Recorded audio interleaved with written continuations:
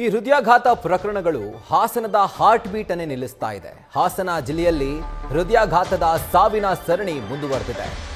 ಹಾಸನ ಜಿಲ್ಲೆಯಲ್ಲಿ ಮತ್ತೊಬ್ಬ ವ್ಯಕ್ತಿ ಹೃದಯಾಘಾತದಿಂದ ಸಾವನ್ನಪ್ಪಿದ್ದಾರೆ.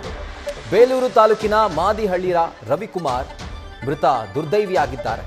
ತರಕಾರಿ ತರೋಕೆ ಪತ್ನಿಯ ತವರು ಮನೆಗೆ ಅವರು ಹೋಗಿದ್ರು. ಇನ್ನು ಮನೆಯೊಳಗೆ ಹೋಗ್ತಲೇ ಹಠಾತ್ ಕುಸಿದು ಬಿದ್ದು ಅವರು ಸಾವನ್ನಪ್ಪಿದ್ದಾರೆ. 3 ವರ್ಷದ ಹಿಂದೆಯಷ್ಟೇ ರವಿಕುಮಾರ್ ಮದುವೆ ಆಗಿದ್ರು.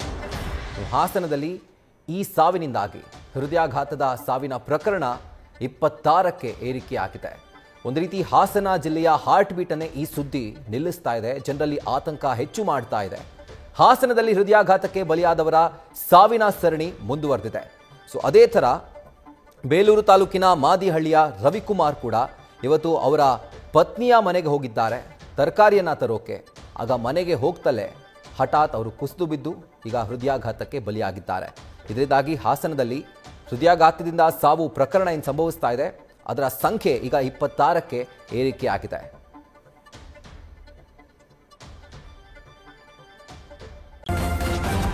ನ್ಯೂಸ್ ಫಸ್ಟ್ ನಿರ್ಭೀತಿಯಿಂದ ನಿಮ್ಮ ಪರವಾಗಿ.